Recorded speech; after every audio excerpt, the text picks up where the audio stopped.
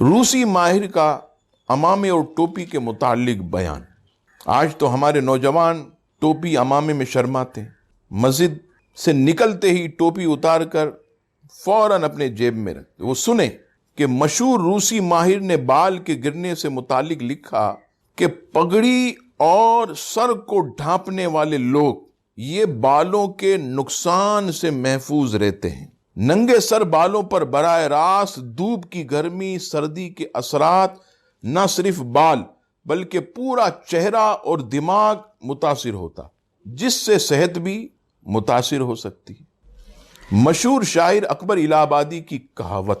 ہندوستان کے مشہور شاعر اکبر الہ آبادی اپنے شعر میں کہتے ہیں کہ جب تک مسلمانوں نے پگڑی عمامہ پہن کے رکھا، انگریزوں کے رسم و رواج کی دھول ان کے دماغ پر اثر انداز نہ ہو سکی، لیکن جب مسلمانوں نے عمامہ پگڑی اتار دیا تو انگریزوں کے رسم و رواج کی دھول نے ان کے دماغ کو متاثر کرنا شروع کیا۔ اور آج کا مسلمان پتلون میں شرٹ ڈال کر، گلے میں ٹائی کا پھندا ڈال کر اور پیروں میں چمکدار جوتے پٹک پٹک کر چل کر فخر محسوس کرتا۔ نبی پاک علیہ السلام کی یہ سنت بہت برکت والی ہے، ضرور اپنانا چاہیے۔